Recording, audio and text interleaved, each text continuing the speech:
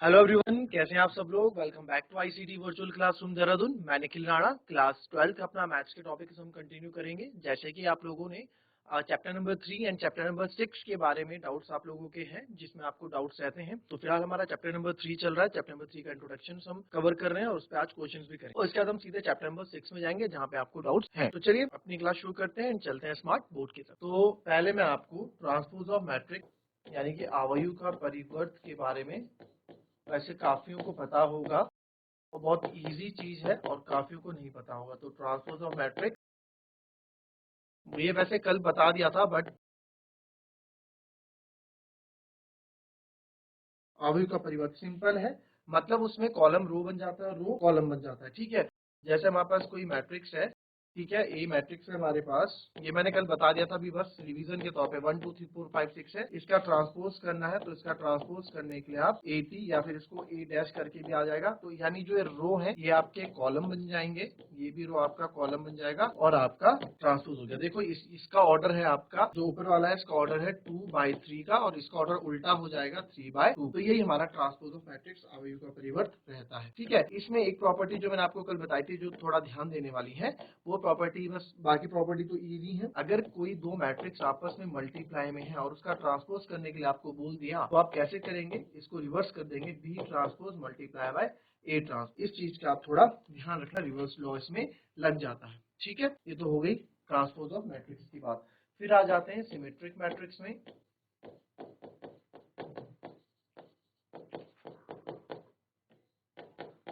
Symmetric matrix, ठीक है, symmetric matrix के लिए क्या है, अगर हम किसी मैट्रिक्स का ट्रांसपोज करते हैं और उसके बाद वो ट्रांसपोज की हुई मैट्रिक्स वापस हमें वही मैट्रिक्स मिल जाती है। जैसे मान लो let A B the matrix, हमारे पास कोई मैट्रिक्स है ए, एंड आफ्टर ट्रांसपोज, इसका हमने ट्रांसपोज किया, आफ्टर ट्रांसपोज ऑफ मैट्रिक्स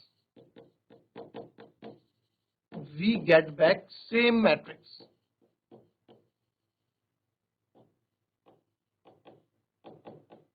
ठीक है, अपनी ऐसी नॉर्मल लैंग्वेज में हमने लिख दिया कि अगर हम किसी मैट्रिक्स का ट्रांसपोज करेंगे और उसके बाद हमको वो मैट्रिक्स वापस सेम मिल जाए, we get back same matrix वापस हमें मिल जाती है, तो वो आपकी क्या हो जाती है, वो आपकी स्क्यू सॉरी वो आपकी सिमेट्रिक मैट्रिक्स हो जाती है। ठीक है, इसके अंदर एक एग्जांपल और मैं आपको दे देता हूँ। इसको लिखने का तरीका कैसा है, अगर हमने कोई मैट्रिक्स है उसका ट्रांसपोज किया और वापस मुझे वही मैट्रिक्स वापस मिल गई, तो ये आपका स्क्यू सिमेट्रिक का एग्जांपल हो जाता है। ठीक है, स्क्यू सिमेट्रिक, सॉरी ये आपका सिमेट्रिक मैट्रिक्स हो जाएगा, ये आपकी क्या हो जाएगी, सिमेट्रिक मैट्रिक्स हो जाएगी।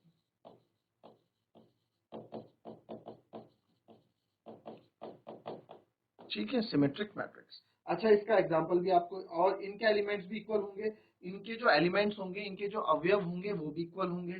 ठीक है, एक सिमेट्रिक मैट्रिक्स होने के लिए क्या होना चाहिए, मैट्रिक्स आपकी स्क्वायर मैट्रिक्स होनी चाहिए, यानी कि वर्ग आवर्त होना चाहिए, स्क्वायर मैट्रिक्स होनी चाहिए। ठीक है, पहली बात। दूसरा क्या होना चाहिए, इनके एलिमेंट्स भी इक्वल होंगे। ठीक है, एलिमेंट शुड बी इक्वल। अभी आपको एक एग्जांपल से बताऊंगा, एलिमेंट्स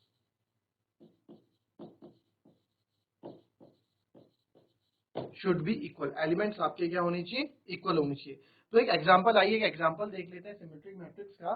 मेरे पास कोई मैट्रिक्स है, let's say a equals to 1 2 3, ठीक है, 2 3 1 एंड 3 1 2, ये कोई मैट्रिक्स है। इसका ऑर्डर आप देख सकते हैं 3/3 का है। मैंने क्या बोला, मैट्रिक्स स्क्वायर मैट्रिक्स होनी चाहिए, तो है ना स्क्वायर मैट्रिक्स, ऑर्डर सेम है। ठीक है, तो यानी स्क्वायर मैट्रिक्स। अब इसका हमने क्या किया, इसका हमने ट्रांसपोज कर दिया।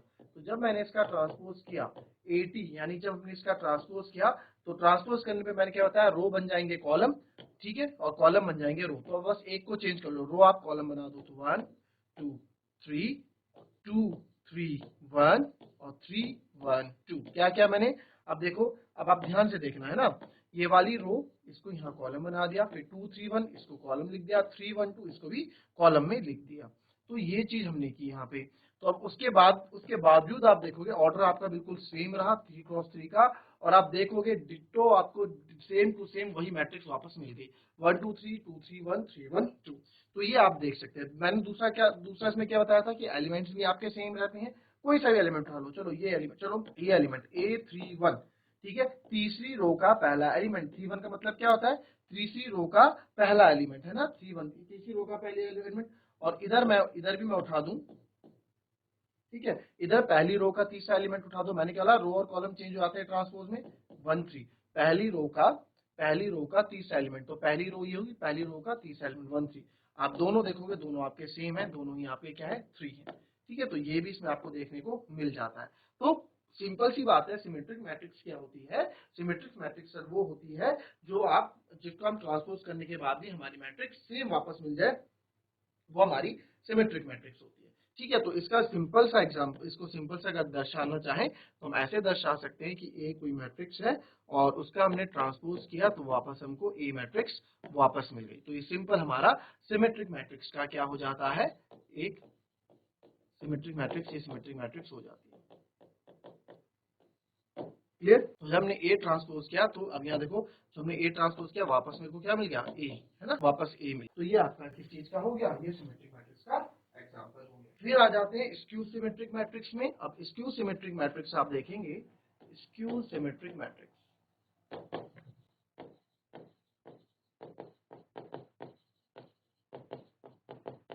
स्क्यू सिमेट्रिक मैट्रिक्स आप देख पा रहे हो सेम सिमेट्रिक जैसी है, कुछ भी इसमें ज्यादा नहीं है, बस एक चीज इसमें फर्क है, इसमें भी आप किसी मैट्रिक्स का ट्रांसपोज करोगे आपको वापस वही मैट्रिक्स मिलेगी, बट साइन उल्टा हो जाएगा, यहाँ पे माइनस साइन आ जाएगा, ठीक है, उल्टा साइन हो जाएगा। और इसका एग्जांपल देखें, अगर एग्जांपल मैं आपको बोलूं, हमारे पास कोई ए मैट्रिक्स है, सीधे स्क्यू सिमेट्रिक में आ जाते हैं, ए मैट्रिक्स है 0 2 3 -2 0 1 और -3 -1 और 0, को ये मैट्रिक्स है। हमने बोला इसका ट्रांसपोज करो, तो हमने इसका ट्रांसपोज किया, जो रो है इसको हमने कॉलम बनाया 0 2 3, इस रो को भी हमने कॉलम बनाया -2 0 1, इसको भी हमने कॉलम बनाया -3 -1 एंड 0। तो आपको यहाँ क्या देखने को मिला, हमने यहाँ देखने को मिला कि जो भी अब देखो ये वाला मैट्रिक्स है ना, ये मैट्रिक्स है ए और ये हो गया ए डैश, तो ये ए ट्रांसपोज हो गया। तो जो हमने इसका ट्रांसपोज किया सब सेम है, इधर 0 है 0 है, अगर इधर 2 है तो इधर -2 है, इधर 3 है तो इधर -3 है, इधर -2 है तो इधर प्लस का 2 है, इधर 1 है तो इधर माइनस का 1 है, इधर माइनस का 3 है तो इधर प्लस का 3 है, इधर माइनस का 1 है तो इधर प्लस का 1 है ना, ये चीज हमें देखने को मिली इसमें। तो वही चीज आपको ऊपर अभी थोड़ी देर पहले क्या बताई, स्क्यू सिमेट्रिक मैट्रिक्स में क्या होता है, स्क्यू सिमेट्रिक मैट्रिक्स में हमारे साइन क्या हो जाते हैं, उल्टे हो जाते हैं, ठीक है, ये बताया ना स्क्यू सिमेट्रिक मैट्रिक्स का आपको, जब आप ट्रांसपोज करोगे तो आपको उल्टे साइन का मैट्रिक्स मिल जाएगा। इट मीन्स अगर मैं यहाँ से मैं क्या कर दूं, माइनस कॉमन ले लूं, टेकिंग माइनस कॉमन, है ना, हमने माइनस कॉमन ले लिया, नेगेटिव साइन कॉमन ले लिया, ठीक है, नेगेटिव कॉमन हमने ले लिया। तो आप जब इस वाले की बात करो, मैं माइनस साइन कॉमन बाहर ले लूंगा, तो जब माइनस बाहर आ जाएगा तो अंदर के साइन सारे वापस पलट जाएंगे, 2 का 3, ठीक है, प्लस वाला माइनस बन जाएगा, माइनस वाला प्लस बन जाएगा, तो प्लस का 2 माइनस का 2 हो गया, 0 माइनस का 1 प्लस का 1 हो गया, फिर प्लस का 3 माइनस का 3 हो गया, प्लस का 1 माइनस का 1 हो गया, अरे 0। तो आप देखेंगे कि यहाँ पे आपको symmetric matrix, two symmetric matrix को पूरा प्रूफ करके देखा गया है, ठीक है। तो ए ट्रांसपोज क्या होता है, माइनस अपोजिट, और ये ए के बराबर होता है, तो यही चीज यहाँ पे लागू हो गई ना, ये वापस आपको यही चीज मिल गई, ठीक है। ये स्क्यू सिमेट्रिक मैट्रिक्स हो गया। तो स्क्यू सिमेट्रिक मैट्रिक्स सिंपल है, अब ट्रांसपोज करने के बाद सेम मैट्रिक्स मिलती है बट अपोजिट साइन की। अच्छा, तो इससे दो चीजें हमें निकल के, इसमें एक चीज और आप याद रखना कि हमेशा इसमें जो डायगोनल के एलिमेंट होंगे ना, वो आपको हमेशा 0 0 0 मिलेंगे। जब जिस स्क्वायर मैट्रिक्स के, ये पहली बात, ये स्क्वायर मैट्रिक्स होनी चाहिए, वर्ग आवी होना चाहिए, 3/3 है, ये भी 3/3 बनी और ये भी 3/3 बनी। पहला तो स्क्वायर मैट्रिक्स होनी चाहिए, है ना, स्क्वायर मैट्रिक्स होनी चाहिए,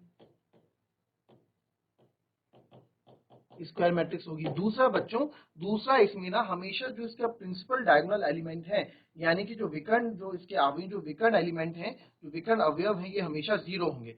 हमेशा आपको डायगोनल एलिमेंट, जो डायगोनल वाले एलिमेंट होंगे, विकर्ण वाले अवयव होंगे, वो आपको हमेशा इसके 0 मिलेंगे स्क्यू सिमेट्रिक मैट्रिक्स के लिए, ठीक है। तो स्क्यू सिमेट्रिक मैट्रिक्स के लिए डायगोनल एलिमेंट आपको हमेशा 0 मिलेंगे। आई बात समझ में, ठीक है, इसको कॉपी कर लो, फिर अब क्वेश्चंस पे आते हैं। अब आ जाते हैं क्वेश्चंस पे। चलिए, ऑल इंडिया में 2017 में पूछा हुआ क्वेश्चन है, आपको मैट्रिक्स ए बतानी है सच दैट, आपको ये यहाँ पे दिया गया है, फाइंड मैट्रिक्स ए, आपको एक मैट्रिक्स ए बतानी है, ठीक है, मैट्रिक्स ए आपको निकालनी है। अब बताइए इस मैट्रिक्स को, आप इस क्वेश्चन को कैसे करें। चलिए,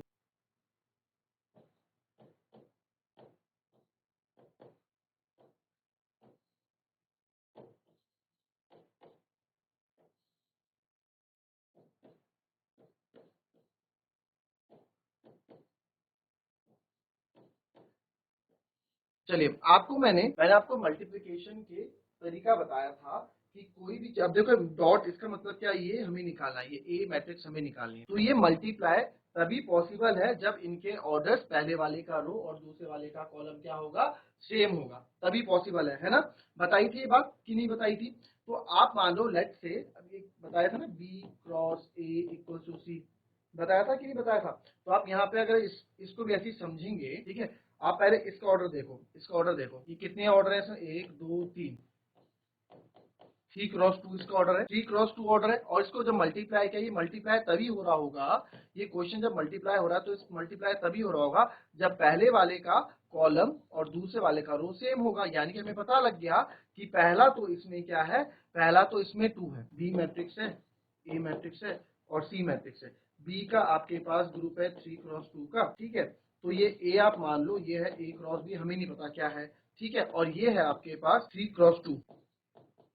तो अगर यहाँ पे मल्टीप्लाई पॉसिबल है, ये मल्टीप्लाई अगर पॉसिबल है तो यहाँ पे ए की वैल्यू कितनी होनी चाहिए, 2। क्यों? क्योंकि सर आपने बताया था कि पहले वाले का कॉलम और दूसरे वाले का रो सेम होना चाहिए तभी मल्टीप्लाई हो सकता है। मैं बोलूंगा बिल्कुल। और जो बचा हुआ रिजल्ट आता है वो आ जाता है ये 3 और इंटू, यहाँ अगर देखा जाए हमें तो ये नहीं पता ना बी कितना है, 3 इंटू बी, और यहाँ पे बी की वैल्यू क्या है, 2 है। तो ये चीज पूरा कॉन्सेप्ट आपको बताया, तभी मैं आपको पहले इंट्रोडक्शन क्लास समझा रहा था, ठीक है। तो जिसने देखी है अभी तो समझ में आ रहा होगा, जिसने नहीं देखी, जिसको नहीं समझ में आ रहा होगा पूछ सकते हैं, ठीक है। तो सबसे पहले मुझे यहाँ पे ऑर्डर ऑफ मैट्रिक्स निकालना है।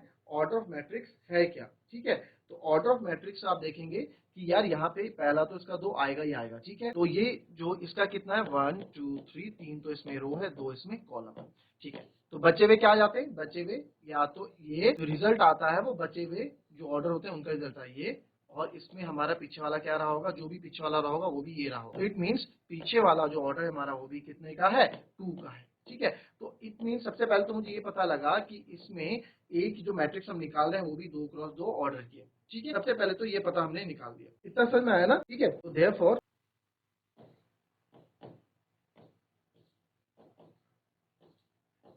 ठीक है, अब हमें ऑर्डर पता लगे 2 बाय 2 ऑर्डर की, वहां आप ऐसे करोगे तो 2 बाय 2 ऑर्डर की इसके एलिमेंट्स आप ले लो, a matrix a B C D.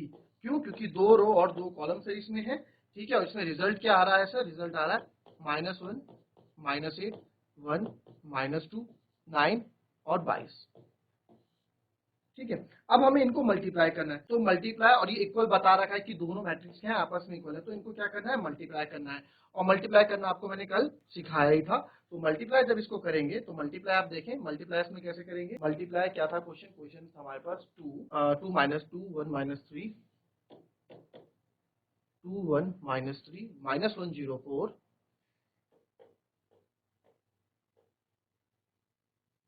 फिर ए बी सी डी हमने लेट कर दिया, ये वहां आपको लिखना पड़ेगा, ठीक है। Let the element A B C D सबके ये, और रिजल्ट जो आपको मिल रहा है, रिजल्ट जो हमको मिल रहा है -1 1 9 और दूसरा है -8 -2 22। अब बच्चों ये देखो, स्पीड बढ़ाएंगे धीरे धीरे, बट पहले आपको समझ में आना चाहिए। अब मुझे एक बात बताओ, मैं जब तक एलिमेंट, जब तक मुझे ये ऑर्डर ना पता हो कितने ऑर्डर के हैं, अगर मुझे पता है भाई 2 बाय 2 यानी कि 4 एलिमेंट्स इसके अंदर आएंगे तभी तो मैं उसके अंदर 4 रखूंगा। क्या पता है इसका A B C D E F G H I कुछ ऐसा होता, तो ये तब तक हमें मालूम नहीं पड़ेगा जब तक हमें ऑर्डर पता नहीं होगा। तो जैसे हमें ऑर्डर पता चल जाएगा तो मैं कर देंगे। तो आप यहाँ इससे पहले एक चीज और लिख दोगे, let A B the matrix of order, जिसकी कोटि क्या है, 2 बाय 2 ऑर्डर की है, और इसके एलिमेंट्स हो जाएंगे ए बी सी डी, ठीक है। ये आपने ऐसे लिख के वहां बता दिया। अब हमें ये चीज पता है, तो अब आपको क्या करना है, बस हमें कुछ नहीं करना है, हमें अब मल्टीप्लाई कर देना इन चीजों को, ठीक है। तो आपको मल्टीप्लाई करना आता है, कल सिखाया था मल्टीप्लाई करना, ठीक है। आइए क्या ऑर्डर, ये ऑर्डर था 2 क्रॉस 3 का, ये ऑर्डर था 2 क्रॉस 2 का, ठीक है। चलिए अब क्या होगा, ये पहली रो पहले कॉलम के साथ जाएगी, तो सर 2 इंटू ए, प्लस नहीं माइनस है, -1 इंटू सी, है ना, -1 इंटू सी। अब यही अब यही पहली रो, सर ये वाली रो आपके, ठीक है, सेम वही करोगे, ये वाली रो आपका अब इसके साथ हो गई, इसके साथ मल्टीप्लाई होगी, तो 2 इंटू बी और -1 इंटू डी, ठीक है, -1 इंटू डी। तो आप अगर कंफ्यूज हो रहे हैं तो ये ऐसे कर दो -1 इंटू जी। फिर आगे आ जाएंगे। अब इसमें आप देखेंगे दूसरा रो, फिर से अगेन अब इस रो की बारी है, दूसरा वाले रो की बारी है, ये भी आपके तीनों के साथ जाएगी। तो 1 0, तो 1 इंटू ए प्लस 0 इंटू सी। अब तो ये और ये ऐसा है ना, तो बस आपको बस इधर वाले एलिमेंट्स का ध्यान रखना है, ये तो बाकी सेम रहेंगे ए सी बी डी, है ना। अब ज्यादा नहीं देखना, मैंने आपको बताया भी था 1 इंटू ए 0 इंटू सी। फिर अब ये उसके पास जाएगा 1 इंटू बी प्लस 0 इंटू, इसकी कहानी भी खत्म। अब आए तीसरे रो पे हम, तो तीसरे रो पे हम जाएंगे तो -3 into A plus 4 into C. वैसे ही यहाँ पे ये भी जाएगा -3 into B plus 4 into D. और ये हमारा इक्वल तो चल ही रहा है किसके, क्योंकि हम नहीं बोल रहे इक्वल है, क्वेश्चन बोल रहा है इक्वल है।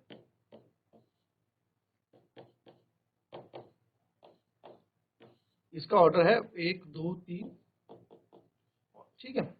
अब आप यहाँ देखोगे तो यहाँ फाइनल जब हम करेंगे 2a माइनस सी, ये बनेगा 2b minus D, -1 into D minus D, फिर 1 इंटू ए 1 इंटू बी, ठीक है, -3 इंटू ए -3a प्लस 4c, और फिर -3b प्लस 4d, ठीक है। आई समझ में बात। ये थोड़ा दूर दूर, इसको अलग एक साथ मत समझना, ये अलग है, -3b और प्लस 4d, ठीक है। तो -3b प्लस 4d, और ये आ गया -1 -8 1 -2 9 20। और आप देख सकते हैं दोनों ही सेम ऑर्डर के हैं।